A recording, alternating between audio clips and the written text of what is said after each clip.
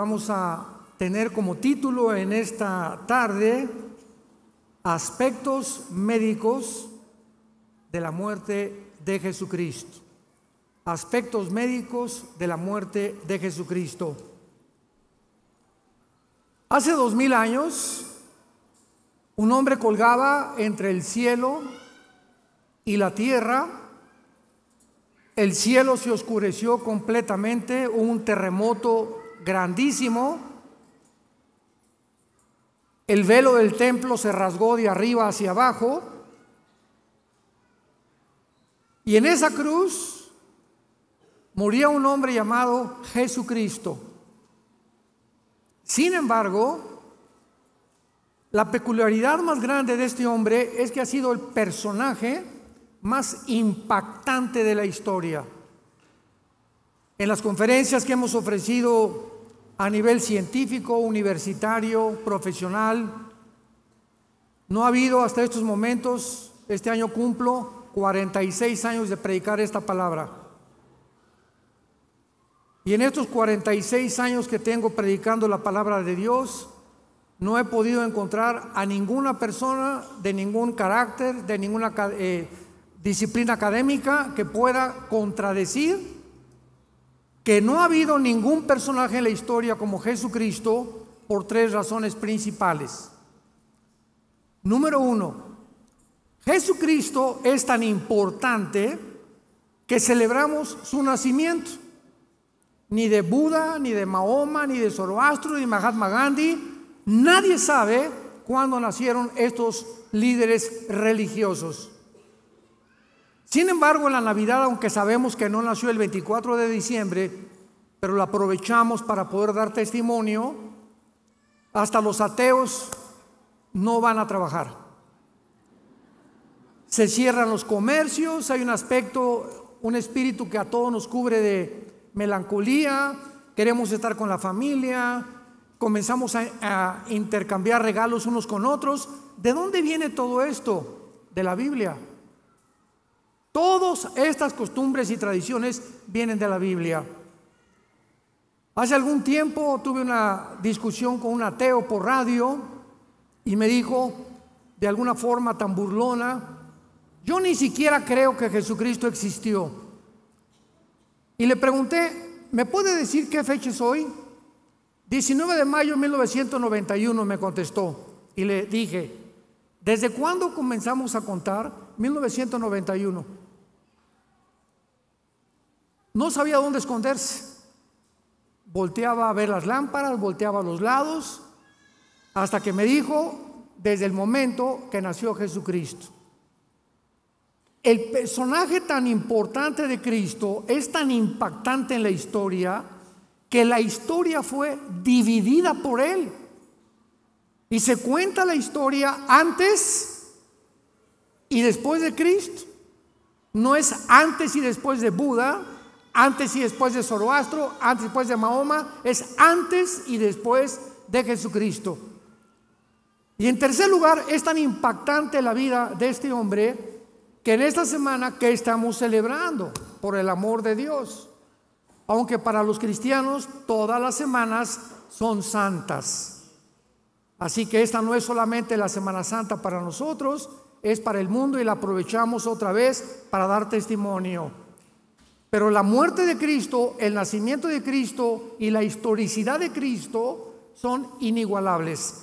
Señores ateos que nos visitan, agnósticos, escépticos, estudiantes de la universidad, y este hecho es simplemente para que te intereses en conocer la vida de este personaje. Antes de que yo fuera cristiano, me proclamé ateo, porque me decepcioné de la religión que mis padres nos heredaron. Me di cuenta de tantas cosas contradictorias que había, y lo que yo conocí fue la religión.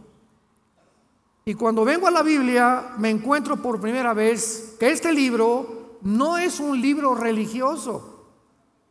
El cristianismo no es una más de las religiones que existen. Esto es pura ignorancia de los politólogos, de los presentadores de la televisión, de historiadores que no tienen idea ni siquiera de las Sagradas Escrituras. Las religiones son sistemas inventados por los seres humanos para tratar de alguna manera de reconectarnos con los dioses, con la luna, con las estrellas, con el sol. O agarramos un tronco de un árbol y le damos la forma de un ser humano y nos hincamos ante algo que nosotros construimos o esculpimos. Esas son las religiones. Pero cuando venimos a la Biblia, venimos a Cristo, venimos a un hombre que se llama Jesús. Y tú puedes ser católico, mormón, evangélico y no tener una relación personal, diaria, viva, orgánica con la persona de Jesucristo. El hecho que vengas a la iglesia no te hace cristiano. Es como el hecho que si te vas a una fábrica de Volkswagen y trabajas en la Volkswagen, no sales hecho un carro Volkswagen. Entonces la iglesia es un lugar de reunión para aquellas personas que han decidido seguir a Jesús y quieren conocer más de la persona de Jesucristo. Hay un aspecto que quiero tratar en esta noche, científicamente, médicamente, de la persona de Jesucristo. Una de las preguntas más importantes que he tratado de hacer, estoy hablando en seminarios teológicos, en institutos bíblicos, en reuniones de psicólogos, como en el Ecuador tuvimos una con todos los psicólogos del Ecuador, mi esposa y yo hablando sobre la psicología y la Biblia, etcétera, etcétera, ha sido esta pregunta: ¿qué fue lo que le causó la muerte a Jesucristo? Y cuando ponemos la Biblia y comenzamos a investigar que la mayor parte de los crucificados, cuando estaban casi ya exhaustos, los soldados romanos tenían la orden del gobierno de romperles las rodillas, los meniscos de las rodillas, para que el crucificado, si no había muerto de desangramiento, muriera de asfixia. Entonces, al romperle los meniscos a los crucificados, se colgaba el cuerpo y ya no podían tener la fuerza para poder respirar ni exhalar. Morían asfixiados. Y eso garantizaba que al bajarlos de la cruz estaban muertos. Porque si un soldado romano bajaba a un crucificado vivo, el soldado era también sentenciado a pena de muerte. Sin embargo, cuando Jesucristo estaba colgado en la cruz, el centurión romano, que era experto en muertes, se acerca a la cruz y él sabía que Cristo estaba muerto. Sin embargo, agarra una lanza y lo atraviesa del lado izquierdo al lado derecho, a través de todo el pecho de su cuerpo. Y Juan escribe en el capítulo 19: vi salir una gota de sangre mezclada con agua. Y a la luz de la cardiología moderna, porque en la Biblia encontramos las evidencias más antiguas de genética, química, antropología, paleontología, medicina, biología y cualquier disciplina académica que tú me quieras decir. La Biblia es más antigua que cualquier libro científico del siglo XXI. Quiero comentarles a ustedes, antes de desarrollar esta conferencia, el estudio médico realizado por el doctor William Edwards, patólogo de la Clínica Mayo de Rochester, Massachusetts. La Clínica Mayo, el Hospital General de Boston y el Hospital Hopkins son las tres instituciones que se clasifican como las mejores médicamente hablando y clínicamente del mundo entero. Ni en Inglaterra, ni en Francia, ni en Alemania, ni en ningún lado se pueden caracterizar con la fama que tienen estas instituciones clínicas, médicas, científicas. Este estudio del doctor Edwards apareció en la revista médica Diario de la Asociación Médica Americana, en inglés, Journal of the American Medical Association. Y esta revista es y aparece cada semana en la investigación médico-científica del mundo entero. Escuchemos la opinión médica de una persona que no es cristiana, de un médico patólogo famoso en el mundo entero acerca de la muerte de Jesucristo. Número 1, la sangre que sudó en Getsemaní. La Biblia dice que cuando Cristo estaba en Getsemaní, fue tan intensa la presión que él tuvo espiritualmente que la sangre comenzó a salir de sus poros y de su piel. Y este médico dice lo siguiente: este fenómeno se llama hematohidrosis. Hematohidrosis, o sea, sudor sanguinolento, y ocurre en estados altamente emocionales, cuando la hemorragia de las glándulas sudoríparas ocasiona que la piel quede excesivamente frágil. Probablemente la pérdida sanguínea en el huerto de Getsemaní fue mínima. Sin embargo, la fragilidad cutánea resultante ocasionó más tarde en una gran pérdida sanguínea durante la flagelación. Veamos qué dice Mateo 26, versículo 36. Entonces Jesús llegó con ellos a un lugar que se llama Getsemaní. La palabra Getsemaní en el hebreo es Getsemana o Getsemaní, que significa el aceite prensado. O sea, cuando se aprietan las uvas, ¿verdad?, sale el líquido. Cuando se aprietan las aceitunas, sale el aceite de olivo. Y Getsemaní es el lugar donde él fue prensado, apretado. Y fue tan grande la presión psicológica y espiritual de Cristo para que la sangre haya salido de su piel en la hematohidrosis. Es un fenómeno que los médicos explican por qué sucede. Estos se enrollaban en el cuerpo de la víctima cuando lo flagelaban. Los látigos romanos eran de 5 colas y tenían en las puntas plomo y tenían acero, y se enrollaban 4 o 5 veces alrededor del pecho y de la espalda, y cuando el soldado romano sacaba el látigo, desgarraba todos los tejidos subcutáneos del pecho y de la espalda, y quedaban las heridas en la superficie. Cuando Cristo fue acostado en la cruz, no tenía piel a frente ni tenía piel atrás. Completamente estaba desnudado de su piel, de los 39 flagelos que le implicaron el desangramiento que se inició en el huerto de Getsemaní.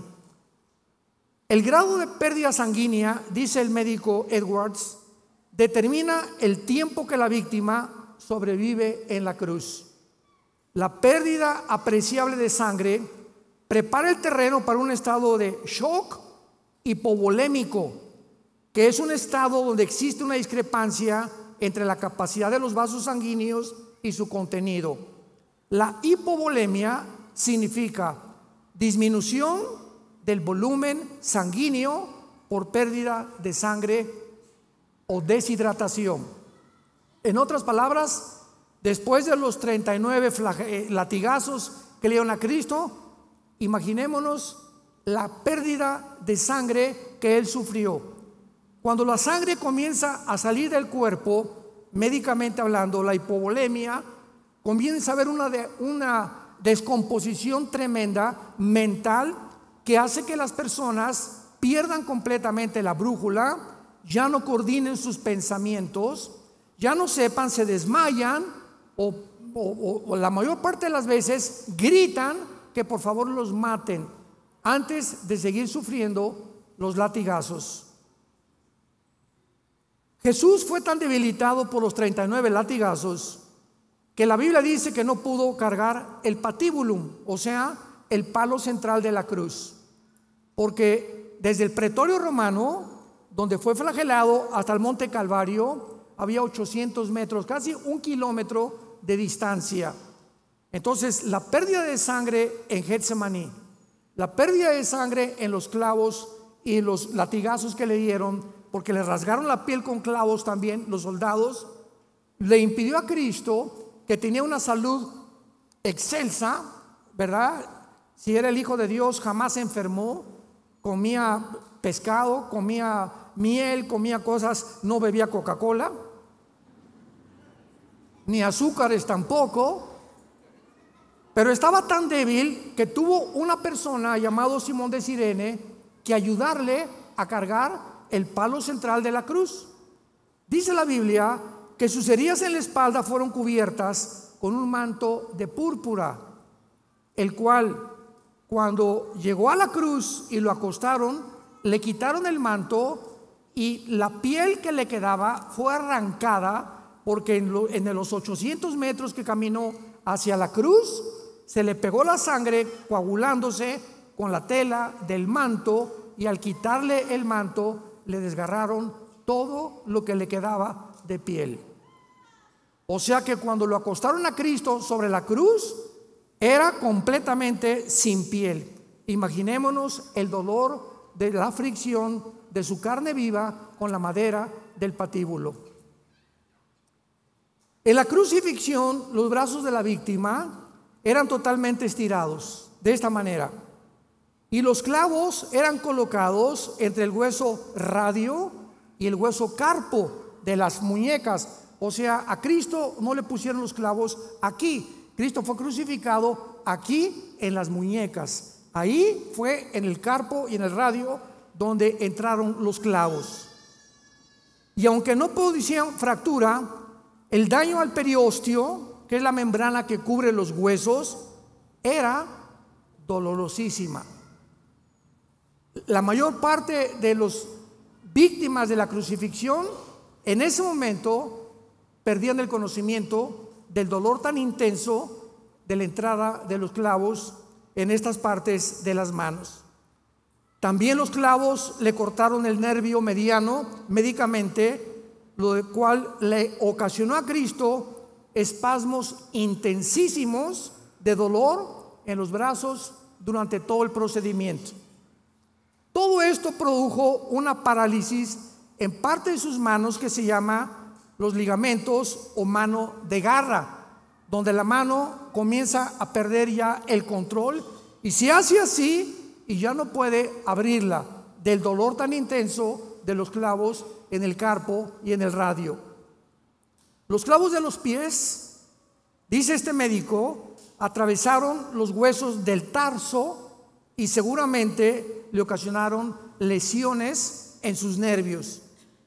El mayor efecto fisiológico es lo que se llama la interferencia con la respiración normal, especialmente durante la exhalación, ya que el cuerpo tiende a fijar el tórax en estado de inhalación y el crucificado está colgado y no puede hacer esto, respirar y exhalar, porque el peso de los clavos, al tratar de hacer esto, le produce más presión en las manos y más presión en los pies. De acuerdo a los análisis de respiración, primordialmente con el diafragma y de forma superficial, resultan en una retención de dióxido de carbono en la sangre. Y esto es lo que produce y lo que produjo a millones de personas ahora que hubo la pandemia, cuando nos mandaron ponernos un pañal en la boca. ¿Qué te produce el pañal en la boca? Que los estreptococos se te vuelven a meter, no respiras el oxígeno que necesitamos y después la Organización Mundial de la Salud dictamina que no servía de nada. Impresionante lo que hicieron con nosotros. Continuaron en el cuerpo de Cristo calambres musculares, hormigueo en los brazos por la posición tan incómoda, y se agregaron a la molestia de la respiración, porque en cada momento que respiraba era un dolor y un martirio agonizante, lo cual casi siempre llevaba a la asfixia a los crucificados.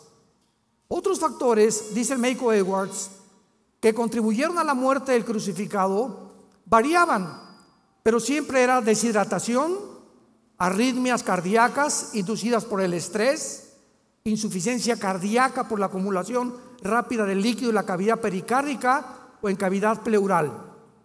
Y finalmente, un aspecto médico de la muerte de Jesús ha sido gran controversia, y es el tema que quiero desarrollar.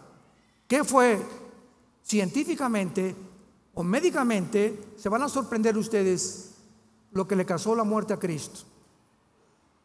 Cuando el soldado romano le atravesó el costado, le atravesó lo que se llama el pericardio, que es una membrana que cubre el corazón, y el endocardio, que es una membrana que está dentro casi en el corazón. Y cuando Juan escribe hace 2000 años, vi salir una gota de sangre y una gota de agua. De acuerdo a los cardiólogos del siglo XXI, la mezcla de la sangre con el agua es por la rotura del pericardio. O sea, Cristo ya estaba muerto antes de que el soldado le atravesara con la lanza el costado.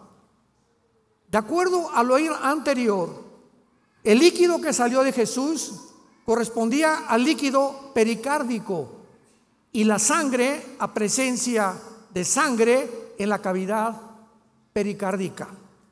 El corazón está forrado por dentro por la membrana llamada el endocardio, después una capa muscular llamada el miocardio, forrada por el pericardio, con dos capas, pericardio visceral y pericardio parietal. Y estas capas no se conocían hace 2000 años, ni se entendía tampoco qué es lo que pasaba, porque jamás había el estudio clínico que hicieron después estos médicos de la Clínica Mayo, Rochester y la clínica de Hospital Hopkins y de Boston hace algunos años. Y finalmente, ¿qué fue lo que ocasionó la muerte de Cristo? Damas y caballeros santos de Dios, 1000 años antes de la crucifixión, David escribió el Salmo 22. David no sabía nada de crucifixiones, porque esto comenzaron a través de las tradiciones a integrar la crucifixión los romanos.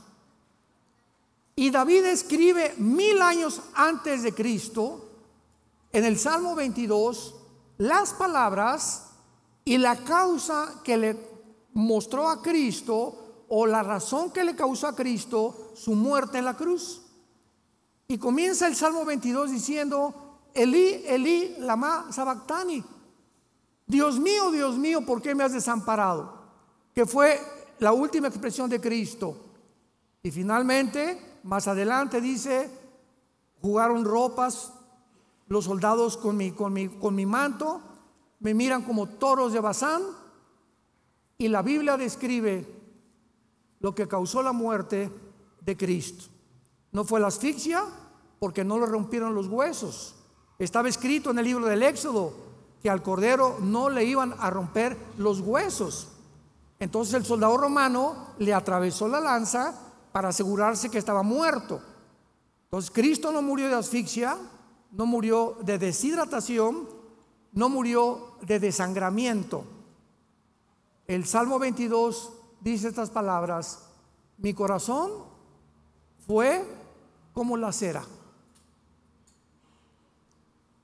Cristo muere cuando tus pecados y mis pecados son puestos sobre de él, y el dolor de llevar tus pecados, tus adulterios, tus robos, tus asaltos, tus violaciones, tu drogadicción, tus fornicaciones, nuestros robos, todas las cosas que tú y yo habíamos hecho fueron puestas sobre su cuerpo. Y el dolor fue tan intenso que el corazón le explotó. Cristo muere de dolor moral. Si alguna mujer está pariendo, sabe el dolor que tiene cuando el niño va a salir a la luz. Y los dolores son intensísimos del parto. Se consideran los más grandes que hay de sufrimiento en el ser humano. Pero para que una persona pueda morir de dolor, hay mujeres que ven a sus hijos morir y lloran y caen. Mi hijo murió, mi esposo murió, y vemos a cantidad de personas en los entierros, en los funerales, desesperados por sus muertos y se jalan los pelos. Pero no hemos visto a ninguna persona que sea tan intenso el dolor que caiga muerto, de no poder soportar el dolor tan grande que está experimentando la pérdida de un ser querido. Pues Cristo muere y paga por tus pecados y paga por mis pecados, y esto es lo que nos habla claramente de la evidencia que le estalla el corazón de dolor moral. Y finalmente, este aspecto médico dice lo siguiente: las víctimas de crucifixión morían sofocadas casi siempre. Para acelerar la muerte, los romanos les rompían las piernas a las víctimas moribundas. Una vez que podían empujar las piernas contra el soporte de la madera que los sostenía y les ayudaba a levantar el pecho para respirar, los músculos exhaustos de la víctima ya no se podían mover más. La caja torácica y el diafragma para respirar, por lo que sobrevenía la asfixia inmediata a los crucificados. La Biblia dice que Jesús sufrió todos estos dolores y todos estos quebrantos simplemente para decirnos: te amo, te amo, Dios te ama. De tal manera amó Dios al mundo, de tal manera amó Dios al mundo. No nos mandó palomitas ni nos mandó dinero. La manera en la que Dios manifiesta su amor a tu vida y a mi vida es Él no perdonando a su Hijo en la cruz para perdonarnos a nosotros. En Génesis capítulo 22, Abraham lleva a Isaac al monte Moriah a ofrecérselo a Dios. Y cuando Abraham levanta el cuchillo para matar a Isaac, un ángel le detiene la mano. Casi 3000 años después, la misma escena la vemos en el Monte de los Olivos. Se levanta el cuchillo para matar a Cristo y Dios no detiene la mano. Dios permite que su hija muera. Perdonó a Isaac y no perdonó a su hijo por ti y por mí, para decirte que te ama. Y si Dios te está diciendo que Él ha dado su vida por ti y por mí, ¿cómo no nos dará todas las cosas si nosotros se las pedimos y le seguimos en el temor de su vida en nuestro corazón? El temor de Dios es medicina a nuestro cuerpo y refrigerio a nuestros huesos. Largura de días y años de vida y paz te aumentarán. Y tú no puedes más que comprender algo. Yo siempre que he tenido en estos 46 años de vida predicando el evangelio, cuando me asaltan dudas, porque las dudas nunca van a dejar de asaltarnos, es una guerra mental entre el bien y entre el mal. Mientras más memorizo la palabra y más la medito, es la única forma de poder contrarrestar mi ansiedad, mi estrés, mis preocupaciones. ¿Por qué? Porque si no pueden haber preocupaciones y la palabra de Dios en mi mente. Y tú escoge qué te va a gobernar: el estrés, la preocupación, la ansiedad, o en ese momento repite la palabra y comienzas a mencionar la palabra. Bendito sea el Dios y Padre Jesucristo, que nos hizo renacer para una esperanza viva por la resurrección de Cristo entre los muertos, para una herencia incorruptible y inmarcesible reservada para nosotros en los cielos. Y comenzamos a pronunciar la palabra de Dios y se va el ataque de Satanás de tu mente y de nuestra mente. Aquí es el campo de batalla. Tú eres lo que piensas. Somos el resultado de nuestros pensamientos. Dice Isaías 53, 700 años antes de Cristo. Lo más importante del pasaje de Isaías 53, para todos ustedes que estudian teología, es que está escrito en el pasado. Fue escrito 700 años antes de Cristo y se escribe como si ya hubiera pasado. Despreciado y desechado entre los hombres, varón de dolores, experimentado en quebranto, como que escondimos de él el rostro, fue pasado, menospreciado y no lo estimamos. Ciertamente llevó, no dice llevará, llevó nuestras enfermedades, sufrió nuestros dolores, le tuvimos por azotado, por herido de Dios y abatido. Mas el herido fue tiempo pasado por nuestras rebeliones. Pregunta: ¿cómo es posible que se hable de un evento futuro en el pasado? Porque la Biblia es el único libro hiperdimensional. Señores científicos que nos acompañan, señores médicos, señores psicólogos y psiquiatras que están con nosotros, ¿qué estoy diciendo? En 1940, más o menos 43, Alberto Einstein descubrió una fórmula científica que revolucionó completamente la dimensión y las leyes de la física. E igual a mc al cuadrado. La energía es igual a la materia por la velocidad de la luz al cuadrado.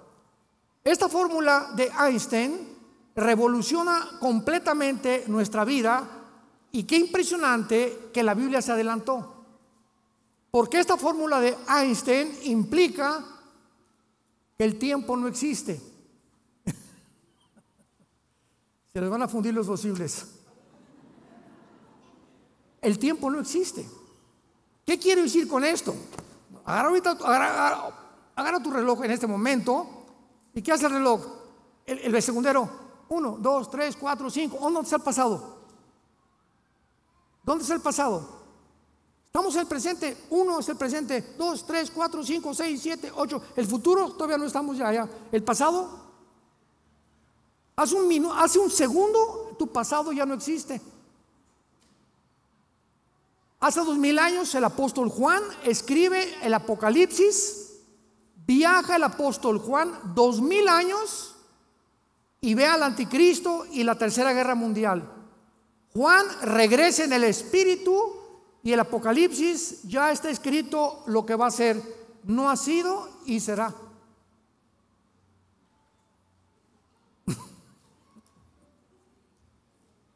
El profeta Isaías escribe en el capítulo 53 de su libro que Cristo fue desechado, entregado, etcétera, etcétera, y no había sucedido más que en el futuro. Y cuando encontramos que la fórmula de Einstein demuestra que el tiempo no existe, el tiempo se incluye desde Einstein como la cuarta dimensión. ¿Qué quiero decir? Que somos seres que vivimos en 4 dimensiones: altura, profundidad, anchura y el tiempo, que desde el siglo pasado estuvo incluido dentro de las dimensiones del ser humano. Dios vive en otra dimensión, en la 6ª, 7ª u 8ª dimensión. Para Dios 1000 años es un día. Un día es como 1000 años. Cada vez que la tierra hace una vuelta al sol de 365 días, para Dios fue un día. Para nosotros fueron 365 días que pasaron en nuestro tiempo. Y si yo me voy a la luna o a Marte con un traje de astronauta y salgo mañana, vamos a poner que mañana es el 10 de abril, y regreso dentro de un año y tengo 30 años de edad, cuando yo regrese el año que entra, mi esposa va a tener 5 años más que yo. Porque ya saliendo de la atmósfera, el tiempo no existe como existe aquí en la tierra. Aquí pasa más rápido que en el espacio. ¿Y cuántos hombres dicen, no, pues yo me quiero ir a Marte? No. Hermanos, todo lo que estoy compartiéndole a ustedes es maravillosa. La Biblia es maravillosa. O sea, el Ramayana, el Popo, el Tripitaka, los Vedas de los persas, el Corán. No hay un libro religioso ni científico que tú me puedas decir que nos explique de dónde venimos, quiénes somos y a dónde nos dirigimos. Y cuando Dios muere en la cruz y abre sus brazos, nos dice lo siguiente: todo aquel que me sigue no permanecerá en tinieblas. Y cuando venimos a la Biblia, el Espíritu Santo entra a nuestra vida, nos destapa lo que el pecado dañó, la información que Adán y Eva tenían, que era el 100% de su ADN, del ácido desoxirribonucleico, que es la fórmula de las células. Y Adán y Eva perdieron todo eso y nos lo transmitieron a nosotros. Einstein decían que teníamos el 8% desarrollado de la mente nada más. Perdimos más del 90% de la información. Y la única forma de recobrar esta información, para que tengas la seguridad de morir en paz y de saber que nunca, nunca Dios te va a abandonar, que nunca te va a dejar, y que en medio Él es nuestra fortaleza, nuestra angustia, y que Él es nuestro amparo y nuestro refugio, como las alas bajo de la gallina cubre a sus pollitos. Fortaleza mía, castillo mío, mi Dios, en quien confiaré, decía David, es teniendo a Jesucristo como tu Salvador. Comienzas a entender el mundo. Vamos a hablar de esto mañana en el desayuno. Impresionante como el mundo llegó a su fin.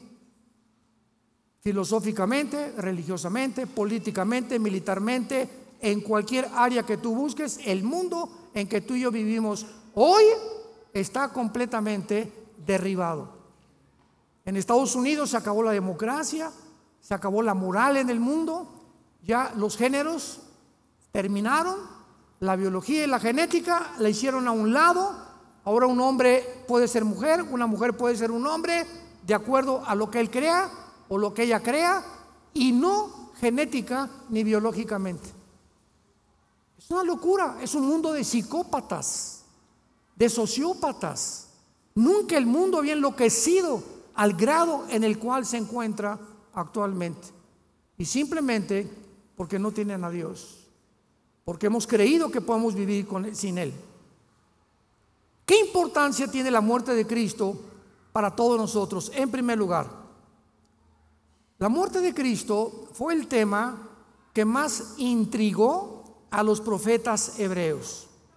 Dice en la primera carta de Pedro, capítulo 1, versículo 11: los profetas profetizaron de la gracia destinada a ustedes, inquirieron y diligentemente indagaron acerca de esta salvación, escudriñando qué persona y qué tiempo indicaba el Espíritu de Cristo que estaba en ellos, el cual anunciaba de antemano los sufrimientos de Cristo y las glorias que vendrían tras ellos.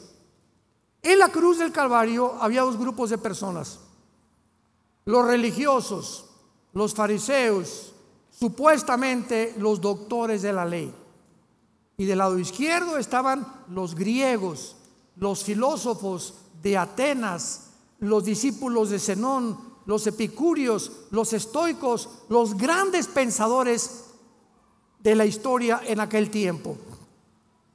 Los religiosos, los fariseos, voltearon a la cruz y dijeron: este no puede ser el Hijo de Dios, porque la Torá, nuestra ley, dice: maldito el que es colgado en un madero. Entonces, ¿cómo puede este hombre decirse que es hijo de Dios cuando nuestra ley dice que los que son crucificados son hechos maldición? No puede ser este el Hijo de Dios. Comenzaron a ofuscar en sus pensamientos y en su limitada racionalización. Y por otro lado, los griegos veían a Jesús y decían: este no puede ser el Hijo de Dios, porque Zeus, nuestros grandes dioses de los titanes de la mitología griega, no podían permitir que a su hijo le hicieran lo que le están haciendo a este hombre. ¿Cómo puede llamarse este el Hijo de Dios? Damas y caballeros, los religiosos y los filósofos, Dios enloqueció su sabiduría, porque la palabra de la cruz es locura a los que se pierden. Y no podían, con su mente intelectual y filosófica, como actualmente también, No me importa que seas maestro de filosofía y letras en la universidad, ni que tampoco tengas doctorados en ciencias políticas. Si tú no tienes al Espíritu de Cristo en tu vida, no vas a entender la Biblia. Porque los pensamientos de Dios son más altos que los nuestros. Y la forma como Dios actúa no es como nosotros. Y en esa cruz, donde unos decían que era maldición y otros que era una imposibilidad que el Hijo de Dios pudiera decirse así, muriendo como un vil criminal y su padre no hiciera nada, Dios lo hizo a propósito, porque detrás de esa muerte se encontraba toda la sabiduría de Dios, escondida detrás de la locura de los seres humanos. Y eso fue lo que me hizo a mí por primera vez en mi ateísmo reflexionar y humillarme delante de Dios. Y se acercó entonces mi hermano Alejandro, que era cristiano, y me leyó este pasaje de 1 Corintios capítulo 1, que dice así: porque lo insensato de Dios es más sabio que los hombres, y lo débil de Dios es más fuerte que los hombres. Lo que para ti es locura, para Dios es sabiduría. Porque lo que tú calificas como locura, Dios lo hizo a propósito para que no lo busques intelectualmente, sino para que te humilles delante de Él, recibas a Cristo y Él te abra el entendimiento y te diga: 2 más 2 son 4, 5 más 5 son 10. Imagínate un niño de 6 años: oiga, maestro, ¿qué quiere, chamaco? Tanta molesta que me das. Explíqueme la teoría de Einstein, m igual a mc al cuadrado. Mira, niño, aunque yo te lo explique, no lo vas a entender. Pero ¿por qué, maestro, si mi cerebro es igual al tuyo? Es verdad, pero el mío está desarrollado y el tuyo no. Entonces, cuando tú crezcas y madures en conocimiento, vas a entender lo que ahorita, aunque te lo explicara, no lo vas a explicar. Cuando yo era ateo, Dios me dijo: gusano, chinche, hormiga de agua puerca. ¿Quieres entender mis caminos? ¿Quieres caminar conmigo? ¿Tú crees que puedes comprenderme cuando yo hice el universo? Como le dice a Job: ¿dónde estabas cuando hice la tierra? Cuando medí las medidas de la tierra, la distancia entre la tierra y el sol, el movimiento de gravitación de la tierra, el movimiento de traslación de la tierra, la velocidad de la luz, 300,000 kilómetros por segundo. ¿Dónde estabas tú?, le pregunta Dios a Job. Si eres tan inteligente, dímelo.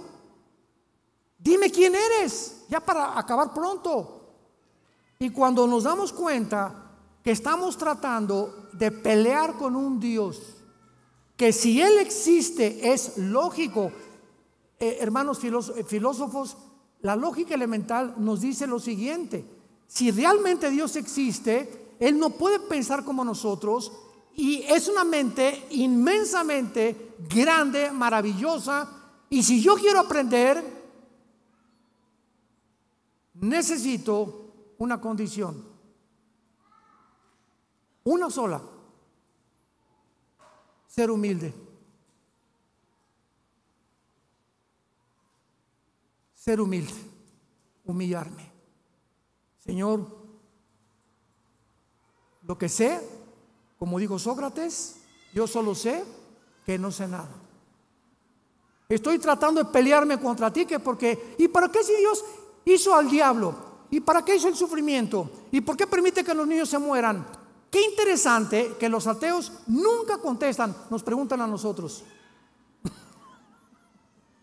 Nunca un ateo le va a preguntar esas preguntas a otro ateo, o a un agnóstico o a un escéptico. Nunca, jamás. Nos las hacen a nosotros los cristianos, porque de alguna manera en sus conciencias saben que no hay respuestas en el mundo, y por eso viven vidas sin esperanza, sin ninguna seguridad, llenos de estrés, llenos de esperanza, llenos de odio, llenos de maldiciones.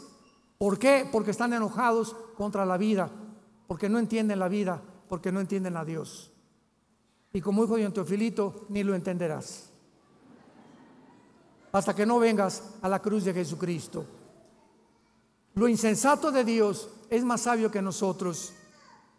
Miren, hermanos, que Dios escogió lo necio para avergonzar a los sabios, y lo débil del mundo escogió Dios para avergonzar a los fuertes. ¿Saben lo que dijo el Dalai Lama al Papa Juan Pablo II cuando vino a México?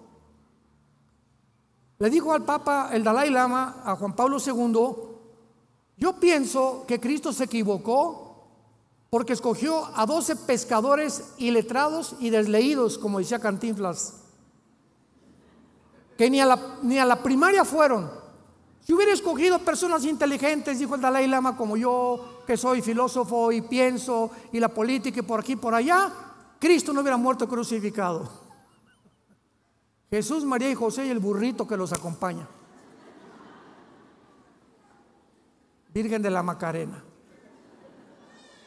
¿Se dan cuenta la estupidez, la soberbia del ser humano? Y a propósito, Cristo escoge a esos hombres desleídos y deslustrados, ignorantes, para que cuando se enfrentaron al mundo, el mundo se maravilló y decían: ¿quiénes son estos pescadores que se enfrentan con denuedo y con valor al César y a los filósofos y a los epicúreos y a los estoicos y a Zenón, los filósofos, y los retan diciendo que Jesús murió, que resucitó? Y a estos hombres que no fueron ni terminaron la primaria fueron los que cambiaron el imperio romano. Nunca un impacto tan grande en la historia había sido hecho por 12 hombres vulgares y pescadores, y Dios lo hizo a propósito para avergonzar a los sabios.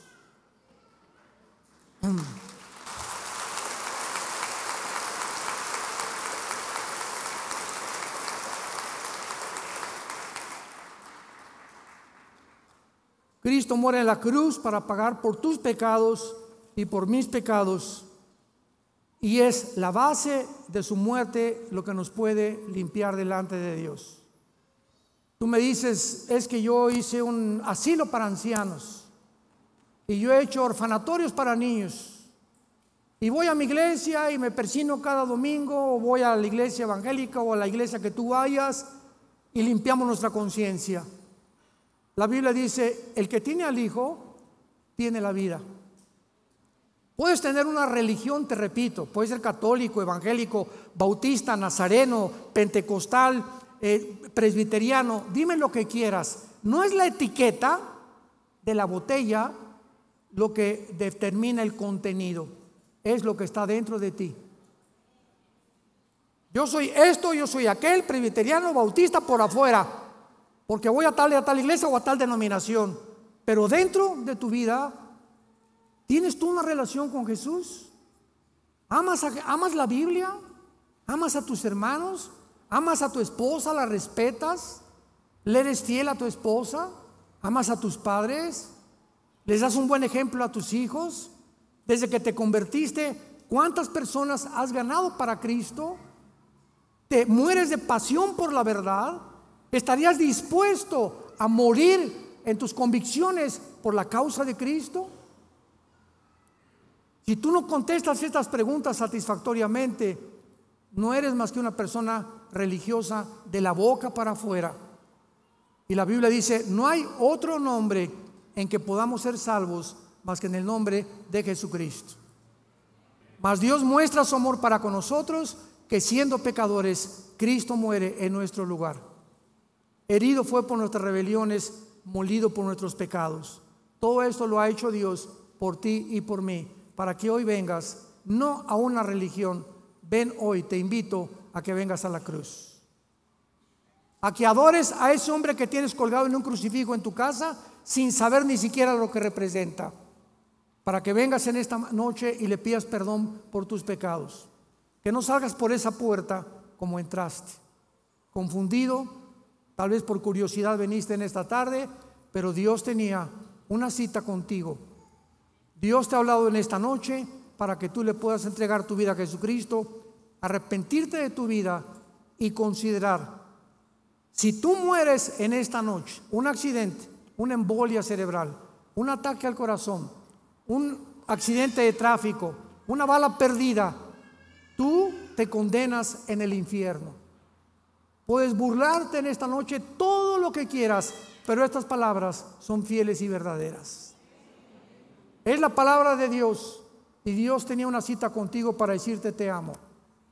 Fui crucificado, fui muerto y resucitado a los 3 días, para que tú vengas y renueves tu vida conmigo, para que yo entre a tu vida y para que me conozcas y tengas la vida eterna.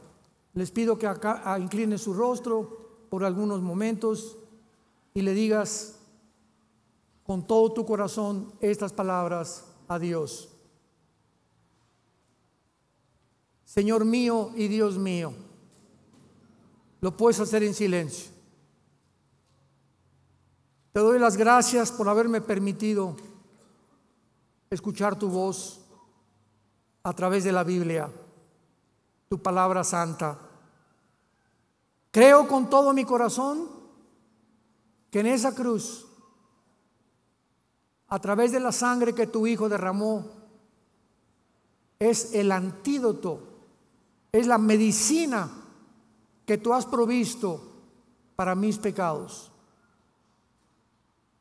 Creo que a los 3 días tu Hijo se levantó de entre los muertos, y porque ahora vive, y lo creo con todo mi corazón, te pido, Señor Jesús, que en este instante entres a mi vida como mi Señor y mi Salvador. Te doy las gracias por darme la vida eterna, y la corta vida que me das o que me queda, la quiero vivir para conocerte a ti y a tu Padre, y vivir para dar testimonio de tu amor en esa cruz. En el nombre de Jesucristo, amén. Gracias a Dios por la palabra de Dios. Gracias a Dios por la Biblia. Los cielos y la tierra pasarán,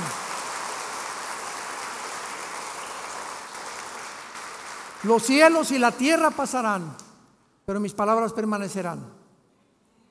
Todos los sistemas filosóficos del mundo estamos viendo que están derribados. Todo se está derrumbando a nuestro alrededor. El petróleo, el peso, la democracia, el capitalismo, el comunismo, el socialismo, todo, la ciencia, la sexualidad, todo ante nuestro alrededor se está derribando. Si los fundamentos fueran quitados, Salmo 11, ¿qué sería de nosotros? ¿Qué sería si no tuviéramos este fundamento, esta esperanza? ¿Qué sería de mi vida? Yo hubiera acabado en la cárcel o muerto.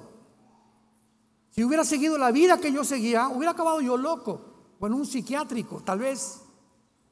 Pero Dios me levantó para que pudiera proclamar su mensaje, y cada día le digo que me dé más pasión para hacerlo, para que la gente pueda comprender que tienes una sola vida para arrepentirte y venir a la cruz.